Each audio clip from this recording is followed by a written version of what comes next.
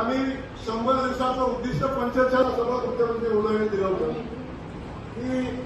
आम्ही सांगितलं की एफपीओ जनरेट झालेला आहे तो 5 लाख घरांचा झालेला आहे. मुख्यमंत्री महोदयांनी तेव्हा सूचना दिल्या 8 दिवसापूर्वी तर 10 लाख एफपीओ आपण जर जनरेट कराल 10 लाख खात्यावर आपण पैसे पाठवाल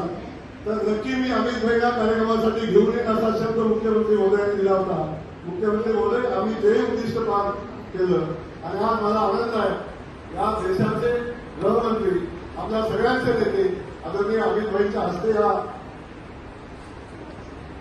मंजुरीचं पंतप्रधान आपण सगळ्यांना करतोय आणि आपण 10.5 लाख घरांचा पहिला हप्ता आज आपण या ठिकाणी करतो. हे सगळं करत असताना महाराष्ट्र सरकारच्या वतीने मुख्यमंत्री महोदयांनी दिलेल्या सूचनेनुसार आतापर्यंत आम्ही घरकुलाच्या या सगळ्या गोष्टी कंप्लीट करण्याच्या सूचना माननीय मुख्यमंत्री महोदयांनी दिलेल्या आहेत आणि त्या अनुषंगाने आम्ही काम करतो. या ठिकाणी मला सांगताना अजून आनंद होतो आता ज्यांच्याकडे जागा आहे त्यांचं घरकुल आपण देतो ते घरकुल तयारही होईल पण ज्या लोकांच्याकडे जागाच उपलब्ध नाही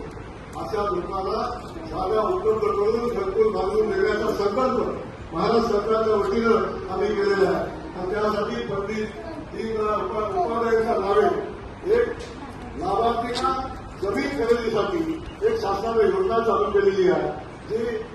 1000 रुपयाला 50,000 रुपये आम्ही पूर्वी देत होतो.